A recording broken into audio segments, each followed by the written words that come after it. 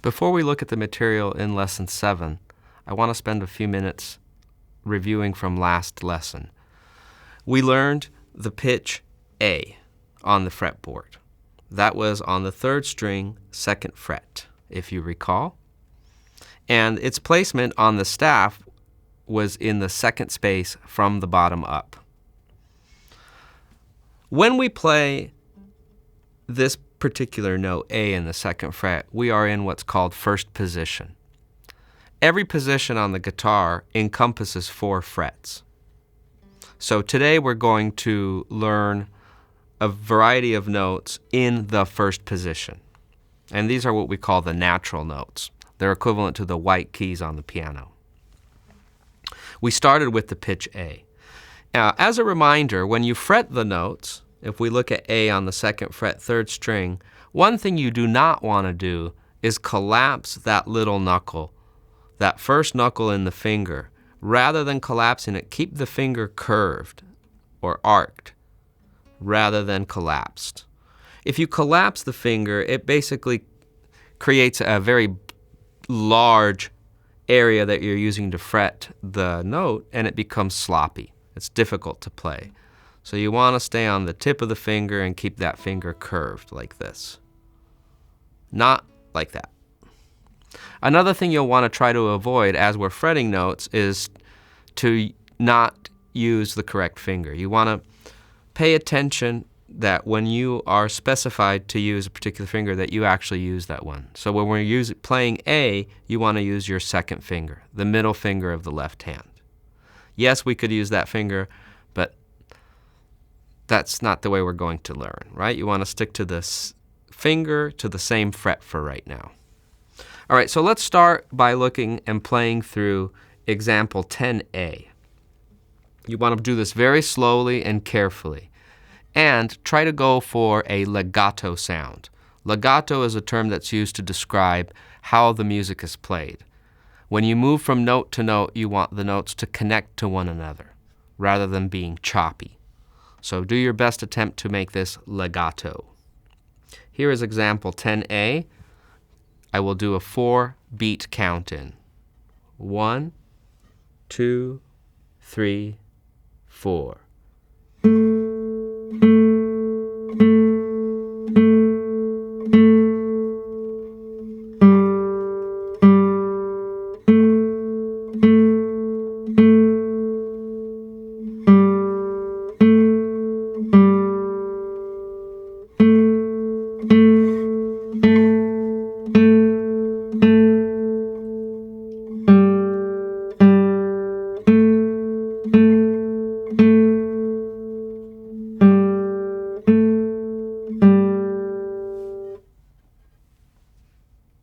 Be sure to alternate your right-hand fingers when playing that.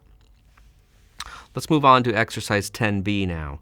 Exercise 10B incorporates the open 6th string played with the thumb and also uses the 2 notes that we've learned on the 3rd string, open G and 2nd fret, 2nd finger, A. So this is example 10B. 4-beat count in, and we will go ahead and repeat it. 1, 2, 3, 4.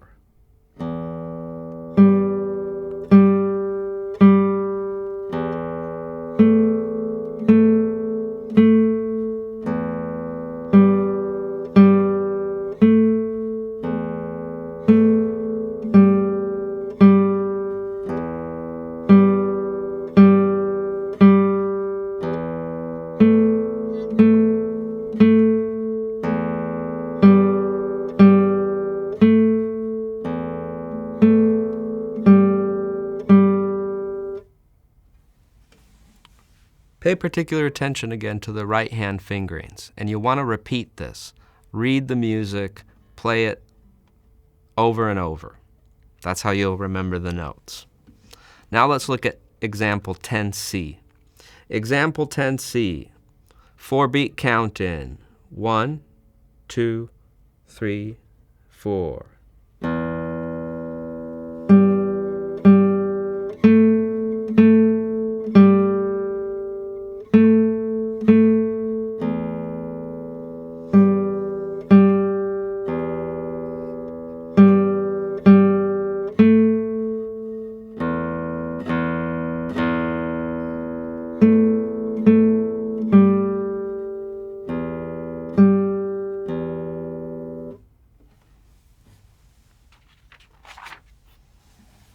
Okay, now we're going to look at 3 notes on the second string. We've already learned that the second string open is called B. The first note that we're going to fret on this string is the first fret, and we're going to use the first finger for this. That note is called C. And then we will jump to the third fret using the third finger. That is called D. Notice the notes are moving up the alphabet. B, open, C, first fret, D, third fret, B, C, D. So there's a series of exercises using these 3 notes now. You'll want to make sure you look at how these notes appear on the staff. B is the middle line, C is the next space up, and D is the next line up. We're going to use these 3 different notes to play a series of exercises now. The first being exercise 11A. And just as before, we want to rest our thumb on the 6th string, prepare our index finger to start on the 2nd, and then once we start plucking with the right hand, we're going to alternate index, middle, as we've been doing with the other exercises. So this is exercise 11A, 4-beat count-in. 1, 2, 3, 4.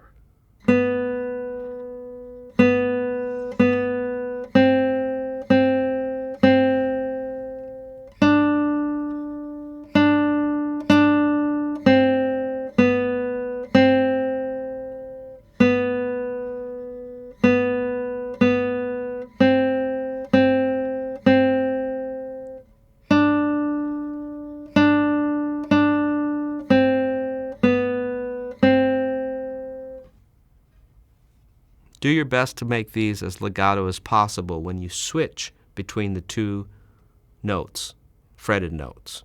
Some of you might actually find it difficult to stretch between those 2 frets.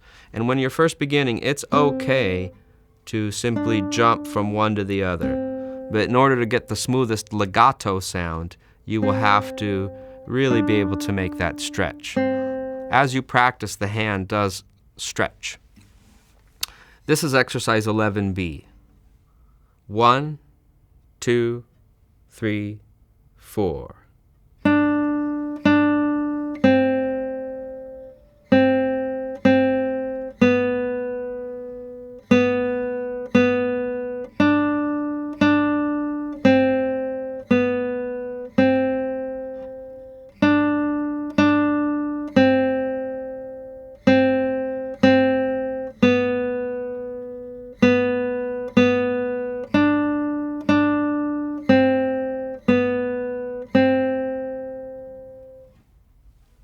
Exercise 11C incorporates the open 6th string and the 3 notes we've learned on the 2nd string: B, open, C, first fret, D, third fret.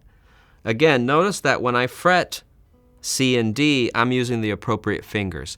Yes, we could use one individual finger to do this, but that's not the point. We're trying to develop coordination in the hand. So when you move between the first fret and the third fret, please use your first finger and your third finger. Exercise 11C. 1, 2, 3, 4.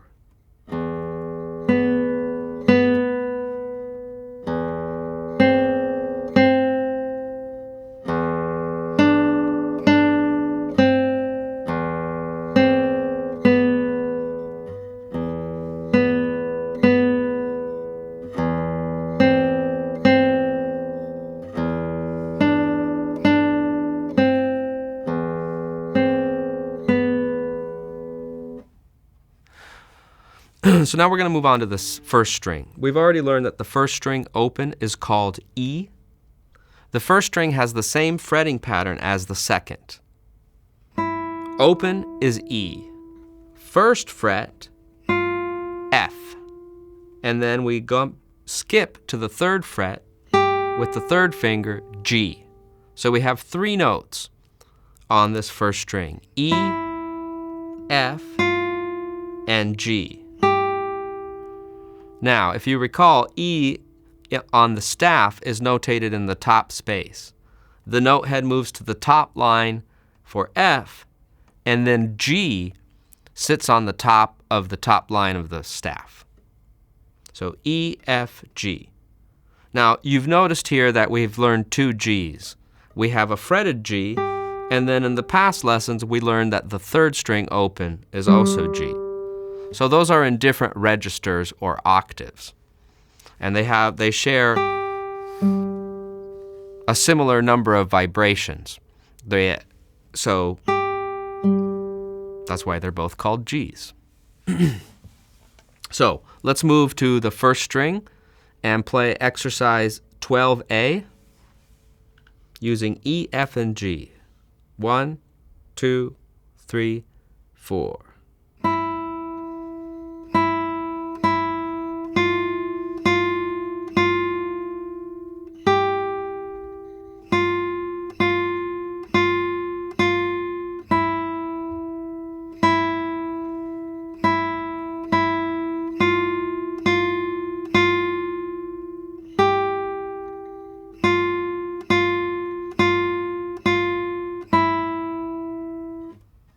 Exercise 12B, starting on G, using those same three notes. 1, 2, 3, 4.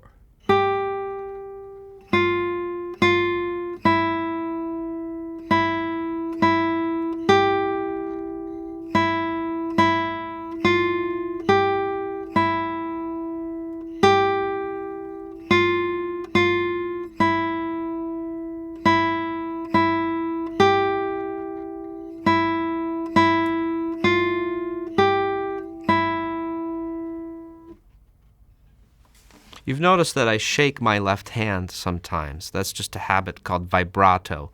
It sustains the sound and gives it a little expressiveness. You are not required to do that. It's a more advanced technique, but I just can almost not help it. So let's move to the review of all the notes that we've done. These are all the notes we've learned so far in the first position. When we play them in order, from low to high, and then back down again from high to low, that is called a musical scale. This particular scale is a little funny sounding, and it has a funny name as well. It's called the Mixolydian mode. And you'll notice why, because unlike a major scale, it has a pitch that seems to be wrong when you compare it to major. Anyhow, if we begin with the third string open, that is G. Then we fret second fret, and we get A. Then we move to the next string, and we have B, open, C, first fret, D, third fret. First string is E, first fret, F, and G, third fret. So here's the sound of those notes.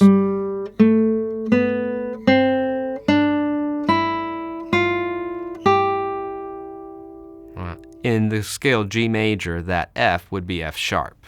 That's why it sounds funny.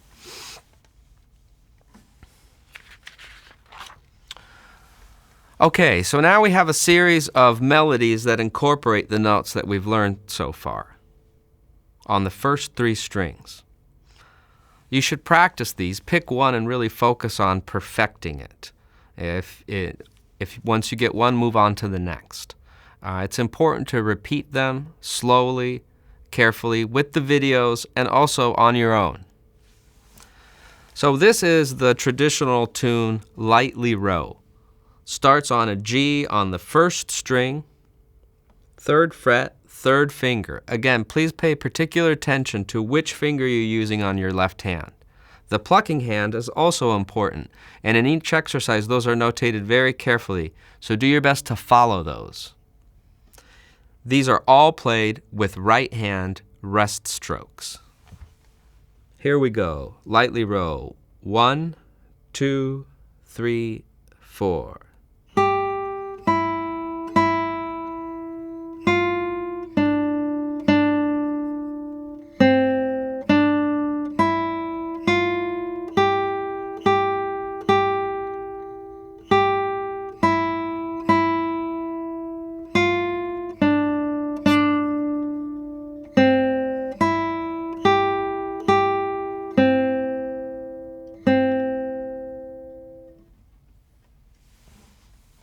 Next, we have a traditional tune, folk tune, called Drink to Me Only with Thine Eyes. This one is in triple meter, so there's only 3 beats on the count-in. This also has a difficult change where we have to shift from a note on the 1st fret of the 2nd string to that same fret on the 1st. So you have to hop across the fingerboard. Here we go. Drink to me only with thine eyes. 1, 2, 3.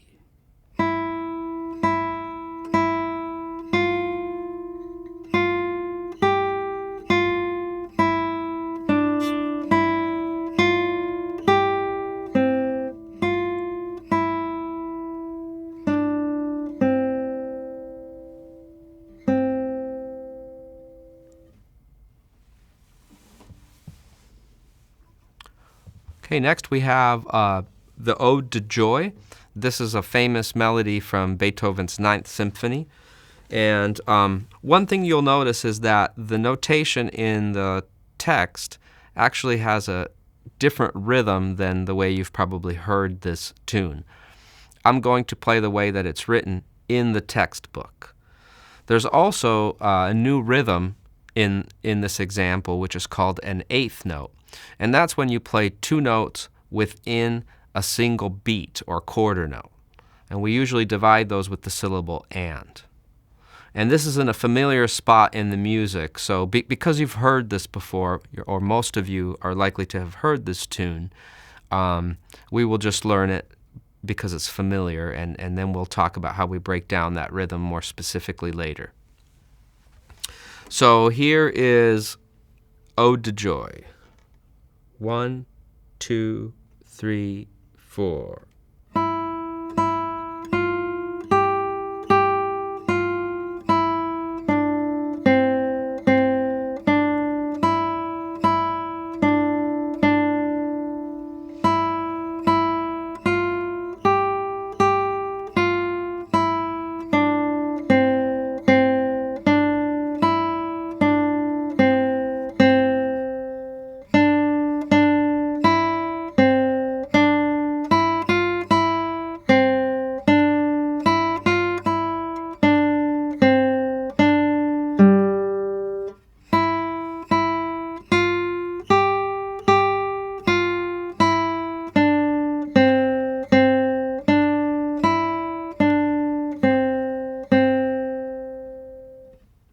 That one's particularly difficult for the right hand because you're having to cross from one string to another many times. Anytime you do that, the temptation to repeat a finger is really strong, and sometimes you really have to.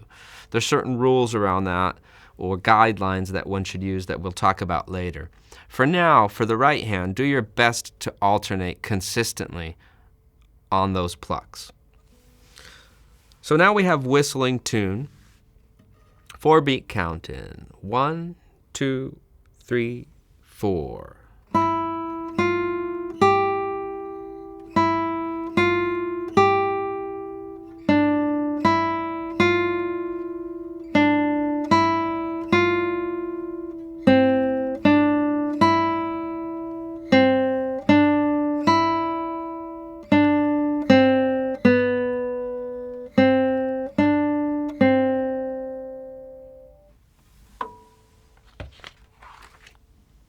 Finally, we have a Spanish folk song, which is actually a duet.